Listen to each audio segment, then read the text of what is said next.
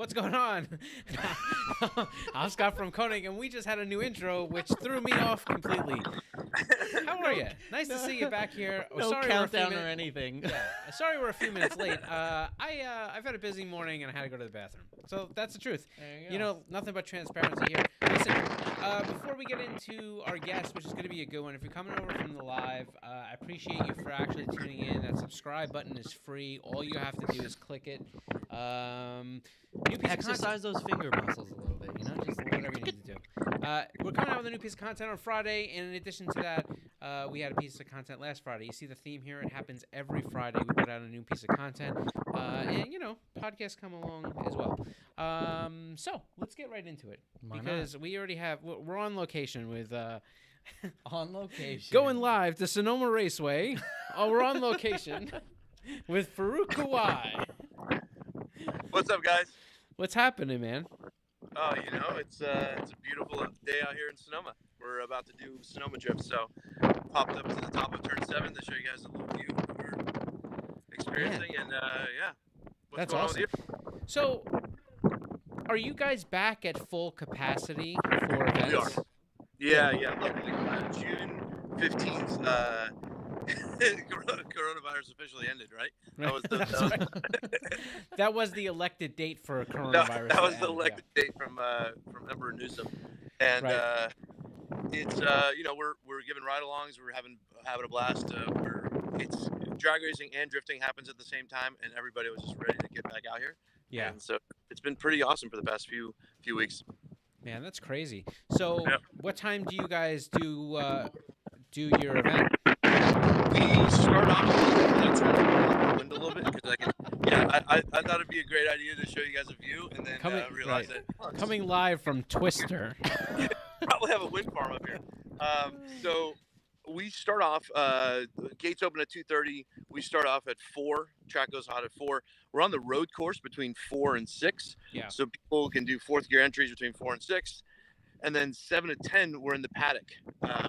And the cool thing about that is it's been our I don't know if you know anything about decibel limits, but this whole program has been grandfathered in because of drag racing for the last 33 years, and we have a 114 decibel limit, which is really high. So all those crazy straight pipe VQs can run, which is that's your ears may bleed, but they're legal. Then we also have a donut box between 4 and 9. So any level of drifting can come by and have a blast and crash into a wall and have some fun. Nice. And I'm sure that you guys have plenty of fire suppression equipment that exists just in case. Yeah. We do. Yeah. It's being at such a big racetrack. The safety is we're known as having the strictest tech, which is a blessing and a curse at the same time. We've definitely kind of paved the way for a lot of local tech. But it's, you can't have stuff falling off your car. You have, anyways, the car has to be a proper car. And so it's no coffee can oil catch cans. Actually, coffee can oil catch can should work as long as it's securely mounted and it's vented properly. You get creative, Scott. I've seen your fabbing skills. They're looking good. What I think is sometimes you need to have a Folgers can that has a couple of things on the top and is securely fastened with some Gorilla Tape. Yeah. Well, the Gorilla Tape maybe not. Maybe I saw you. Now he's picky. But yeah. I like people getting creative there, and the cool thing is that drifting is DIY, right? It's all meant to be. There's a huge stop. Did you see that? I just got hit in the face by a bee. That was fun. Awesome. But reporting live from Sonoma. I'm hoping that Alex can slow it down. We have a good clip for. Yeah, that was good. No, it's a great community out here. You've got everybody from people that build crazy pro spec to pro level cars to guys that just drive their cars to the track every Wednesday. So it's a good mix. What's up with Donovan? He's still drifting, or is he kind of on hiatus? So no, he's definitely drifting. He has been driving what he calls his Beats car, which is this white E30 that he built.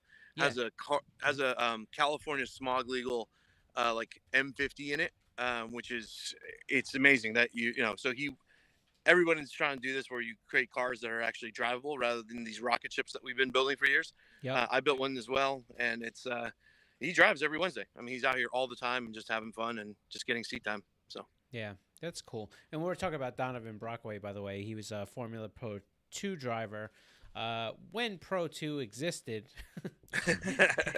But so speaking of Formula Drift, how has your departure been? For people that don't know, Faruk was a Formula D Pro 1 driver and made the decision. You sat out the coronavirus year, right? no, I drove the coronavirus year. I thought that was a Okay. great financial decision to drive during coronavirus. Right. I sense some Yeah. sarcasm. Well, listen, I mean, I don't think anybody could argue that drifting is a good financial decision. No, it's I still have an FD Pro 1 license. We may go back. There's no hiding the fact that I do it when I can afford it. You know what I mean? I have great partners, and the years that I do it are fantastic and fun, and we try our hardest to fight against the big dogs. And then when I can't do it, I just have a lot of fun. I have like genuinely a lot of fun drifting. So Yeah. this has been one of the, I mean, I can't remember the last time I drove this much in 1 year, and it's been great. It's funny. It's like when you speak to drivers that have been driving for a long time, especially in a professional aspect, a lot of times it becomes like it takes them so far away from the actual sport that they loved and they grew up doing that it almost just really takes the wind out of their sails. Absolutely. And so I know that was something that you dealt with, just the fact that there's a lot, like, people don't realize driving is probably like 40% of your program. If that, maybe. Yeah. Yeah. It's depending on what the program, how you're structured, there are drivers that have been at FD that have driven for larger teams for years, and a lot of those have converted into owning their teams, whether you look at Vaughn, or you look at Dye, but a lot of the grassroots guys like myself, I mean, you're your own. You organize everything, you figure everything out yourself, you build the car yourself, and then you have to train yourself, and it's an undertaking. And when I remember several times last year, lining up, and I'm like, I've never driven this car. I've never driven this car like this. Let's figure this out. And Yeah. it's an interesting thing, with I'll give you kind of an example of this year with the S13 that I built. We built a low, well, I call it low horsepower. It's 400 horsepower 2J, makes exactly 397 to the wheels, and it's a blast. I do tons and tons and tons of laps, and I put 2 mufflers on it. It's quiet. I actually can run it on Wednesday nights while I run the event because it's so quiet. I can have a radio in the car and dictate people to what they're doing, and that's the kind of car. I mean, it's brought me back to kind of that joy of driving, and FD's a different joy. FD's an addiction. It's more of like it's like a drug. It's can you push yourself that hard? Can you? I don't know. Like I'm one of those people that if I'm beating my head against the wall and the hole is not forming, I just start hitting harder. And it takes a certain type of person to try to do that. And I don't recommend it for everybody. Ladies and gentlemen, Formula Drift in a nutshell, right there. when your head's not bleeding, just keep smacking. And this is why he always wears a hat. Yeah. Yeah, right. Exactly. Yeah, listen, Formula Drift is tough because to run a program, not only do you have the cost, and do you have to worry about having staff, because even if, and Faruk was one of those guys that if you were to see him in the pits in between rounds, he'd be working on the car. Not every driver does that. So, I mean, a lot of the drivers that don't have a ton of budget do, but not every driver does. So Faruk was one of those guys that was really working really hard to be able to run a program. When you have to line up against somebody else that their entire job is just to drive, man, that is a tough battle to win, even if you're evenly skilled. I appreciate that. Thank you. Yeah. So it's interesting. So how has it been since our departure from FD? Good, bad, indifferent? I'm No, dying it's here. amazing. I mean, one of the one of the main reasons I'm not doing FD this year is because I was expecting Yeah. a beautiful little girl, and she was born a couple weeks ago. Congratulations. Whoa, Yeah. congrats, man. She's Yep. beautiful. Yeah, she's gorgeous. Luckily, she took all her looks from her mother. Yeah. So I get that. yeah, we were inspecting the nose earlier. Yeah, we're pretty sure she's got the mother's nose, so we're Right. good on that. Right. Yeah. Check. Yep. Nice. No, yeah. So Sabine was born a couple weeks ago, and just doing fun stuff that I like to do outside of FD, but still with drifting. I did a show with Discovery Channel that's actually debuting Yep. on the 19th, which is like Monday after next, and it's called The Getaway, which is we all want it. We've all played the games, or no one's ever done it in real life, where they've run from the cops. And this is a show which, if anybody wants to see my car with FD destruction, but not an FD, you should definitely watch. It's we get manhandled by some Evoc drivers. Great crew, great cast. It was a lot of fun, but it's it's very intense. Let's put it this way. I don't think anything in my driving career has been calm and cautious. So it goes along with everything else I've done. Let's put it that way. How much are you not allowed to say about the show? I don't. I mean, you sign a bunch of paperwork. You don't read most of it. No. No. NDA? What's an NDA? Yeah, right. I'm not going to tell you what happens for two reasons. One, I don't want to go to jail, and two, I want you guys to watch it because it's fun. Well, I don't want to know what happens, but can I ask you questions about some things I've heard? Because now there's a lot of people that I know that are on that show. They took a lot of FD drivers. They took a lot of other road race drivers, etc. So I've heard a lot of things from all the people I know on the show. Yep. I'll ask you questions. If you feel that they're not answerable, you just take the fifth. We move on. All right, I'll plead the fifth. All right. There we go. All right. So I have heard that there may have been some, let's put it kind, discrepancies in the way it was explained about the rules of engagement and when or how a driver would be pursued in a way that possibly could have led to more destruction than anybody had encountered. True or false? Okay, or fifth. I'm gonna give you a long-winded answer that's gonna be politically correct because I'm in California. You ready? I like it. Yeah. Oh, God. So different people have different perspectives of what is acceptable damage. I'm gonna say that not everybody agrees on their opinions, if that makes sense. Okay. Where the guys that were chasing us are Evoc drivers. They're trained to pit maneuver guys that have probably shot up a small town in Virginia. Right. I had not done that, on the show. By the way, kids, don't shoot up small towns in Virginia. Yeah. But they definitely have the pit maneuvers in their toolbox to be able to stop that person. Right. That might be considered light rubbing to them. I look at it a different way, but that's it is what it is at this point. Yeah. So. Yeah, I've heard some nasty things about. Now, all right, true or false? This will set up the next point. All right, here we go. When you go into this show with your car, because you bring your car. Yep. I thought it was a good idea to bring my FD car. I don't know if that was a good idea. Right. If you damaged or if you have damage, that's on you. Yep.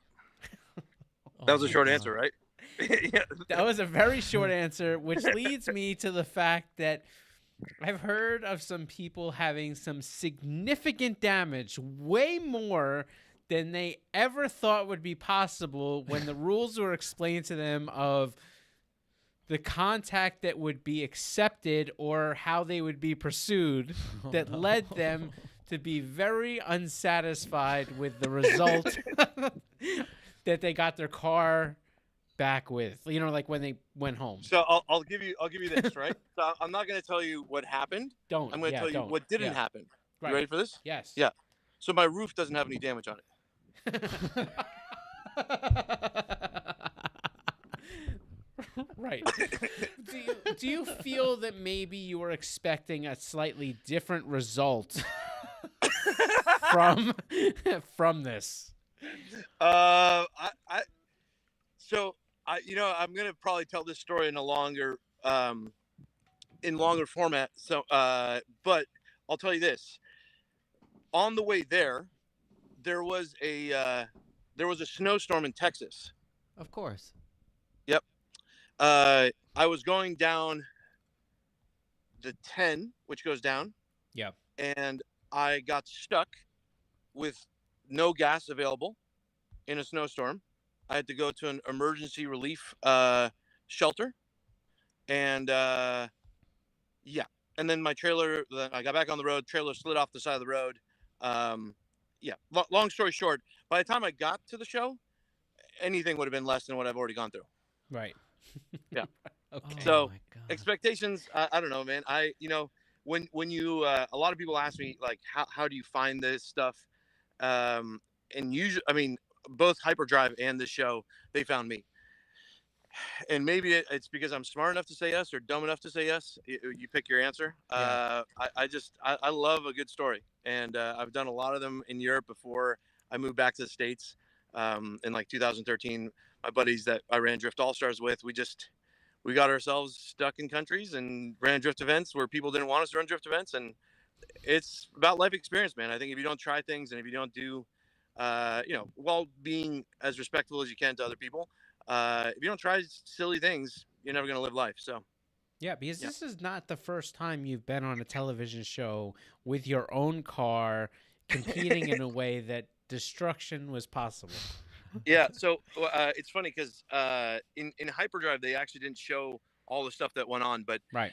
it's the commentary for, like, I remember the first run in HyperDrive. I go through the water area and they say, "Oh, he's going slow because there's water on his windshield and he's trying to see and he's trying to do a tactical thing." In fact, I had holes cut in the bottom of my transmission for ventilation so the clutch doesn't overheat. Those are wonderful when you go into water with your Yeah. throw-up bearing. Yep. Expands and seizes. So the clutch was just slipping. And I ran that whole run from that point on with the slipping clutch. Yeah. And it was a fun experience. And looking back on it, we can laugh about it. And it's I'm looking forward to telling Sabine all these stories in 10 years. Yeah. It's crazy how much of being a father changes you and how fast it changes you. Yeah. That everyone was telling me that it's gonna all change when you have a kid, and I was like, yeah, whatever, sure, why not? It's but it does. It's a calming factor that I have trouble putting into words. I have no problem with the gift of gab, but when I try to explain the amount of joy that I get from just looking at that little girl for an hour at a time, it's pretty incredible. And my fiance is a trooper. I try to wake up as much through the middle of the night and change some diapers, but sometimes, like last night, she was punching me, and I stayed in my position. So it's pretty incredible what goes to raise a little one. Yeah, it's interesting. I think, like, for me, when I had my first, it was one of those things where you immediately change in an aspect of your perspective is different, right? Mm-hmm. Like everything you saw one way is now seen completely the other. And there's a lot of things that you wanted to do before or you wanted before that now you're not really so concerned with because you feel like I just need to provide and make sure she's okay and everything here at home is okay. And then if I get to do cool things, well, that's like kind of a bonus. Yeah, definitely. I mean, it's a matter of also paving a way for them that hopefully they can be proud of. I have a very small family, especially, I mean, my side. Rebecca's family is quite extensive, but it's interesting. Like her last name will definitely. There's not a bunch of them out there. People will know which family she's a part of, right? And it's a tricky thing. It's the centering thing of like, hey, just making sure that the house is okay and like that they're being raised the right way and all that stuff. It's it's definitely humbling. It's very humbling. Yeah. Yeah, it's interesting. It also changes the perspective of how you make a living or income or take those financial risks to run an FD season. Have you been talking to my fiance? What's going on here, bro? No, but the thing is, I've Yeah. had these conversations so many times, Yeah. with my own wife. I understand what they all are. Like, Yeah. it's, you don't have to say it. And now that you're a parent, you'll get to a point where when some other pro-am guy or some guy coming up ends up having a kid or the wife's pregnant, you're going to say, well, listen, get your licks in now because like it or not, things are going to change, right? Absolutely. Yep. You have, in the past 2 years, you've opened up a new shop.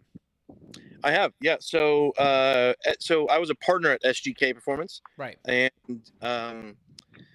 back mid FD season, actually, in the middle of running the FD 2020 FD season, the partner no longer wanted to do retail stuff. He just wanted to race and have fun with it rather than dealing with the burdens of what was going on. And so we still had a ton of work, and so I opened up my own shop, still at the racetrack. We've got a smaller space at the racetrack, right behind Turn 11, and it's been slammed ever since. So in the middle of an FD season, and we switched shops. We're dealing with a newfound pregnancy and an engagement, and it's been a pretty wild last 12 months. But they're all it's been good fun. things, man. Like Amazing those are thing. Yeah. all great things. I mean, if you're gonna be in a situation where you're gonna have a lot of changes, having a baby. Oh, sorry. Oh, he's back. He is. He's like, I can't take this anymore. I'm leaving. He's like, I've seen this crap before. I don't want to watch any more of it. But like, have shop, have a baby, get engaged. These are all things that are just super positive to set yourself up. How many do you now solely owning the shop? How many guys do you have there? We have 2 full-time. Yeah. So- So we have a couple more part-times, but 2 full-time there. So now with that, you're full-fledged running a business all by yourself. Yep.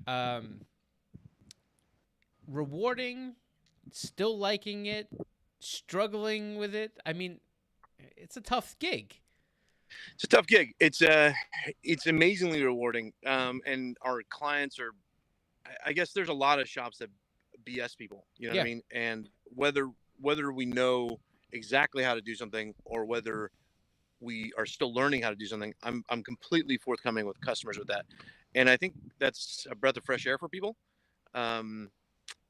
where they're down to have a learning process with somebody rather than assuming that we know everything and then getting surprised in the end. So it's like having a kid when you're already having a kid. Yeah. The 2 guys that I have working for me are great, and it's been nice. It at times is daunting. I think the behind the scenes stuff, where like the paperwork, the tax stuff, all that stuff, that's probably the hardest thing that I've noticed, rather than the day-to-day business stuff. The day-to-day business stuff I seem to be quite good at, making sure that the circus, I don't know how to say it, but the lights are strung correctly and all that kind of fun stuff are that's a little bit trickier. That I guess I haven't had to do it all on my own before. So that's probably been the most challenging part. Well, you live in a state that's incredibly complicated for logistical, safety, business running, regulation. I mean, we're in New York, so we're not that much better. But I will say, California, it's a toughie. As a business owner, it's not. They definitely don't reward you for being a business owner in California. No, that's not a thing.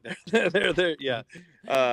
It's funny because in Poland in the early 2000s, or early to mid 2000s, they were giving money for people to start small businesses. In Europe, they were, and a lot of my buddies that had drift shops in Poland got small grants from the EU to start their own businesses.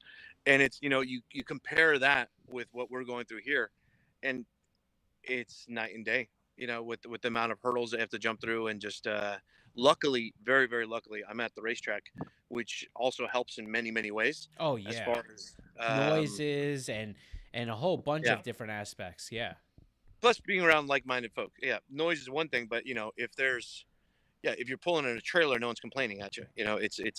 yep. It's a really, really nice community here, especially since you have machine shops and other shops around that are super helpful. So Yeah, yeah. that's fantastic. I mean, and what Yep. an environment! Like Oh, I he know. was showing me a little bit of the track before we actually went live. Yeah, I mean, what a background, man! I know. It's just Yeah, ridiculous. so I wonder if you guys can see. I'm going to turn around a little bit, and in the background, we actually have there's vineyards and that kind of stuff with Sonoma Raceway. So I've been telling Scott, man, Winter I Jam know. is the event that we do the weekend before Christmas every year for Sonoma Drift, and it's 350 cars, 5,000 spectators. It's just the Yep. best drifting festival that you can find, I think, on this side of the country. Yeah, And it's you got to come out, man. Bring the ladies. 'Cause I there's want the to. winery's Yeah. right there. I want to, man. I think, you know what? I don't know. We'll see. We'll see how this year shapes out. But I would really like to get out there, not only for Winter Jam, but I think it would be fantastic. I've never been to NorCal at all. Really? Wow. Yeah, I always get stuck in that. Let's not go there. But yeah, I would love to get up to NorCal, especially Sonoma. Man, that's a great view. Yeah, it's pretty incredible. And the weather, you guys caught it on a really good day. I mean, it's generally pretty good, but this is exceptional. So what's next, Faruk? You've done the whole shop thing. You're having you had a baby. You're getting married. You're doing all the big boy stuff. What's next? Honestly, just kind of taking the business to the next level. Yeah. Really, I do want to foster more drivers and kind of help people out as much as possible. There's this huge disconnect between understanding. A friend of mine posted recently where he said he misses forums. You know what I mean? He was saying that Facebook groups are tricky because there's not like the search etiquette that there used to be, and it's like having a place for a young drifter to go that kind of has a sounding board for ideas, or a young track guy can go that has a sounding board for ideas, and whether we learn it together or whether we already have done it and we can teach somebody how to do it. Like, I just like being that place that's hopefully can help get people on track. Yeah. Sonoma Drift as a program, we have 70 cars that come out for 25 weeks a year on Wednesday nights. That's a lot of people that come out, and it's having 3 different levels of courses, kind of fitting anybody's driving style and driving ability is I'm pretty proud of it. I'm glad we're able to do that, and I hope that I can do a similar thing with the shop. I think that's the next big step. Being, I don't know, FD. Honestly, it's back to that whole brick wall scenario. I would love to go back. I would love to go back, and I hope to go back next year. But that is if everything makes sense, and we'll see. We'll see what the future brings. The FD car, besides all the you'll watch the show, see what happened. We're fixing it now. Right. Aside from upgrades, we're gonna call them upgrades because any damage is an opportunity to improve upon a situation. Yeah, we're gonna bring the car to the roof level. Just make it all. Yeah, it's just gonna be a bars, like the cage and a roof. It's gonna be a hovercraft. Yeah. But no, it'd be fun to go back. The street car is phenomenal. I did Drift Week earlier this year, and that was, I mean, it's a little bit funky. You know what I mean? Some of the stuff behind the scenes, but in general, the amount of driving has been it's just incredible. I drive the car. I do a set of tires every Wednesday, and it's fun to just drive and get back to the craft of driving rather than getting back to the like FD is, you're harnessing a rocket ship. You're essentially trying to keep this thing from killing itself and you, and it's nice to just be able to wheel, get behind the wheel and just be able to truly enjoy driving. So I don't know what next year or what the future will really hold, and I'm kind of open to all the options, but it's pretty fun so far. Well, I was just gonna say, just as a side note, I mean, the 240 looks awesome. Yeah. Like, Thanks, I haven't seen very many hyperchrome countergrams. Definitely on an S13, but like that car is definitely pulling it off. I think it looks awesome. Right on, man. I appreciate that. So. Yeah, it's that honestly it's pretty wild that you guys make a 18 by 11 plus 15 wheel. Like that's a pretty gangster offset right there and size. You know, like Well, listen, if you thought that was interesting, you ain't seen nothing yet. Stay tuned. You heard it first. Yeah, they're cool, man. So, what's going? Are you released? Did you already release something, or are you guys gonna release something soon? Yeah, but this is probably at SEMA time. We have a whole bunch of stuff that's dropping, but yeah, we have something in the works for some people that have been requesting it. So we'll see. Cool. Nice. Yeah, it's kind of like your yeah. show. You can't talk about it. We're like, Yeah, hey, right. can't really. There you talk go. about it. I like it. Just to play off the forum thing for a second, do you think that the YouTube situation sort of helps fill the forum void in terms of how-tos and whatnot? It can. But then you go into the comment section of YouTube videos, and then you're dealing with the same thing as you're dealing with the same thing as you deal with on Facebook groups. You know what I mean? So it's tricky. Yeah. Yeah. I mean, like, there's a lot of good content. There's a lot of good tutorials on YouTube. I think that's probably the best kind of like you said, the best leading front as far as tech information goes. But having that kind of intelligent sounding board where you can like debate ideas in a public forum, it's tricky these days. It's tricky to find a source for that. The interaction isn't there the same. Like, 100%. it's one-sided content. You can watch a how-to and learn something, but when you have to challenge, I'll give you a good example. And this is like, probably nowhere near where anybody thought we were going. Oh, boy. Well, Faruk, we would expect nothing less. I don't know what you thought. It's going to be something having to do with welding. No. Catching on fire. Yeah.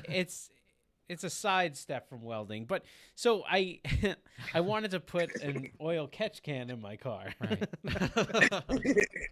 So I made one with my welding, but I had to end up redoing because I wanted to keep a PCV system because whatever. So I ended up having to like redo everything. So I grabbed a radium PCV, and that usually is for an integrated can, and I had to like make it work with mine, and had to move over to the other side. It's got to be after the catch can, or else it doesn't do anything.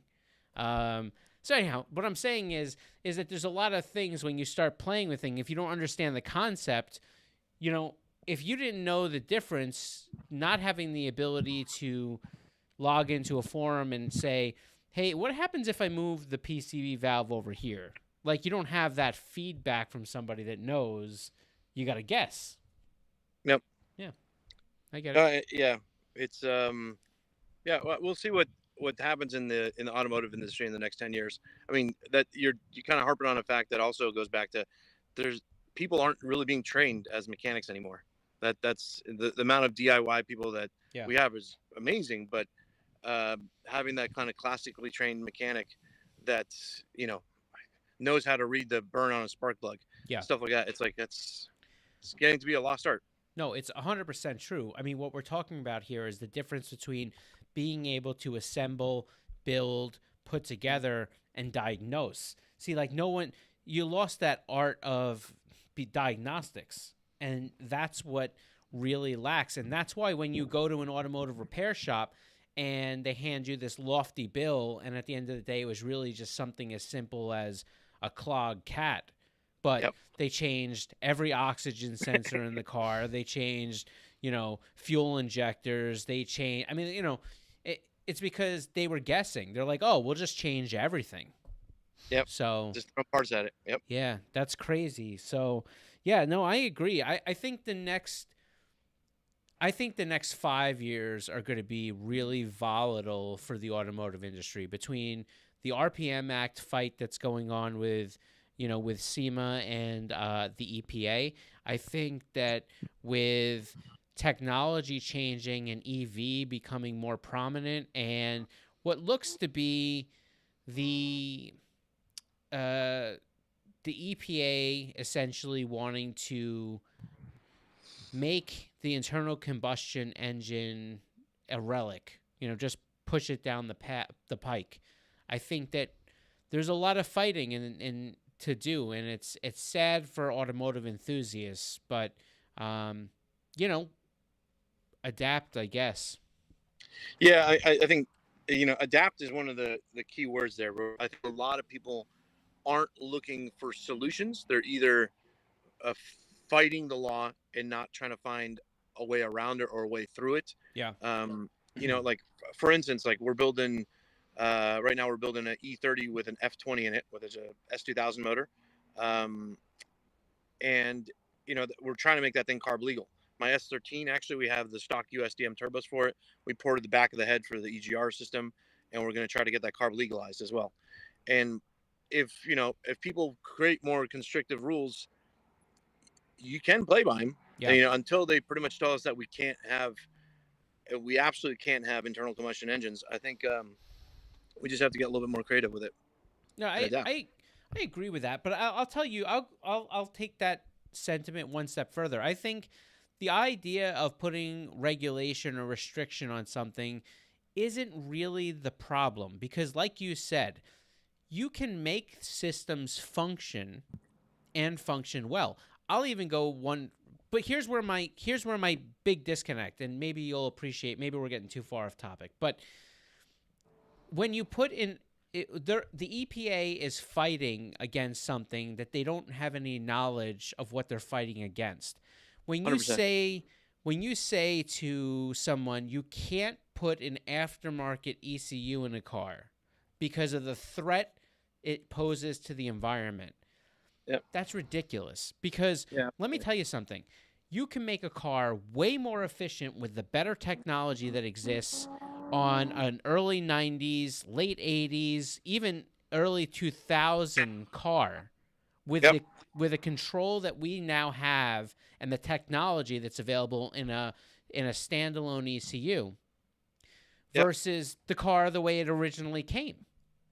I'll give you an example that I've dealt with recently. So we, in our E30 project, we're doing this with Ineos Oil, and we were coming up with fun JDM engine options, right? Because Ineos is a Japanese oil company, and we're putting it into a German car. So we're looking for a JDM heart to put into it, and we were going to do the K24.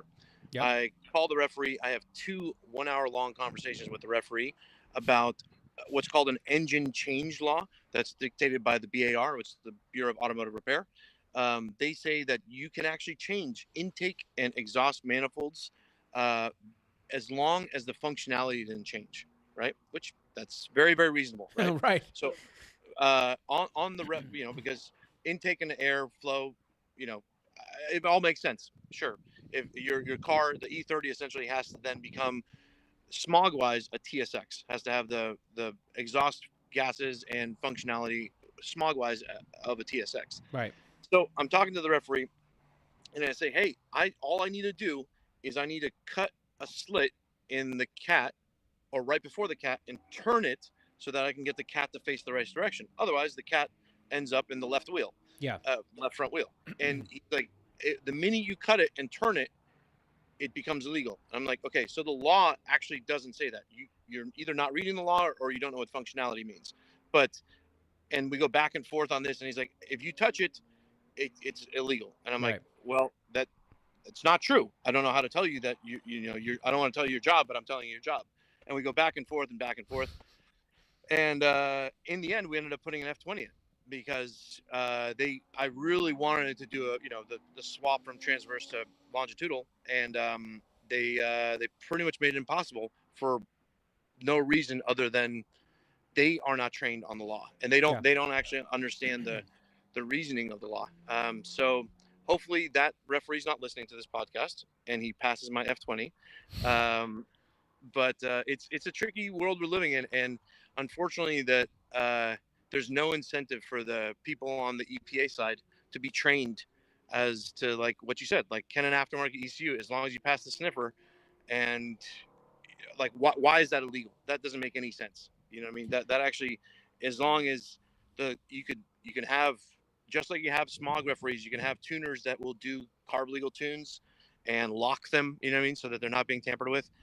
And you could have really clean cars running around, but that's nobody's prerogative at the moment. I know. It's like, make these shops register with EPA. Make these shops basically say, like, take some certification so that the EPA certifies them in knowing what they should manipulate and what they can't. And when these shops now are certified, people can go to these shops to have their cars modified in a way that they will still be able to pass, right? Yep. We're not saying let's do away with emissions, and that's No. the problem. Yeah. They're saying, look, you guys are changing this to destroy the environment. No. We're changing it to get power out of the car. You give us a new set of rules that we need to comply with that are reasonable, we'll do it. Yeah, and that's another thing that a lot of car guys don't understand too, is that, I mean, emissions laws do serve a purpose. You know, Right. I mean, like 40 years ago, there were smog days. People can breathe outside, Mhm. and there's definite effects to having clean cars in a highly populated area. You know, I understand that if you live in the middle of nowhere, it might not make much of a difference. But when you live around a other bunch of people and everyone's commuting to work, and it becomes, you know, everyone's deleting their diesels, you know, the economy of scale doesn't favor people breathing. So I think we're on the same page, where I wish that there was somebody in the government that actually wanted to do something constructive and keep blue collar jobs around and keep shops like mine just pushing forward. But that doesn't seem to be anybody's prerogative at the moment. Yeah, it's interesting. It's like Adam Miller just commented and he said, hey, it's all about money, not the environment. And that's fairly accurate. I just think that you shouldn't make principals from people that have never been teachers. You shouldn't make hospital administrators from people that have never been doctors. You can't make people part of the EPA that are going to oversee a segment as large as automotive and not have them have automotive experience to the extent at which they're governing. Yep. There's a shop at the racetrack, you know, that it's called Works Motorsports. I used to work there before SGK and before my shop. They have designed and carb legalized a smog legal turbo kit for a BRZ. They played the game. Yeah. The car makes, you know, a lot more horsepower and is fantastic at driving, what the BRZ actually should have been from the factory. And it's, you know, that's how you play the game. And that's, why is that not more readily known that can be done? You know what I mean? Right. You talk to a lot of tuners and a lot of kids that want to modify the cars. They don't even know. You know, they don't know that that's an option. And there is not the education, and unfortunately, the burden is placed on people like us, the enthusiasts. Right. But to fight against people that also don't know the interpretation that was in where the intent was. So they're fighting against the way a law is written versus how it's interpreted by one person. There is no black and white. You have all these people that are just making a judgment call, and their entire job, you know, is overseen by their opinion, and that isn't fair. Absolutely. And it's they sliding goalposts. Yeah, I mean, hopefully at some point some SEMA representatives can actually make their way into the EPA, because I think that is the only solution, is to have some people with some actual automotive clout and history start governing. Yeah. You know, but we'll see what actually happens. Man, I appreciate you taking time out of your day to hang out. I love you guys, always man. good talking to you. Thank you for having a chat. Yeah. So, and just to remind people, Monday night, July 19th, that's when they need to go check out Getaway Driver? That's episode 1. Yep, Getaway Driver. So Michelle Rodriguez from the Fast and the Furious, she's the host. Yeah. And the first episode is on July 19th. My episode is in August. I'm on episode 7. So if you want to see me, watch that Monday night in August. Watch it. Yeah. Yeah. But it's should have a watch party. Yeah. Yeah. Right. Let's do it. Seriously. So Faruk, before we go, you can level with us. Did you get a hug from Michelle Rodriguez? The funny thing is that I am like the opposite of a celebrity, like whatever you call them.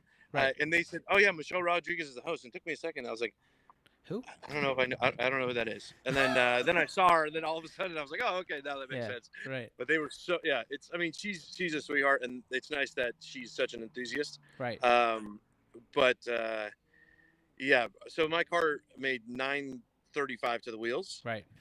and we were on gravel. I'm just gonna put that out there. Wait. So the question is, who was behind you? Yeah. Well, Ken Block. yeah. Yeah. Just watch the show. It's a lot of fun.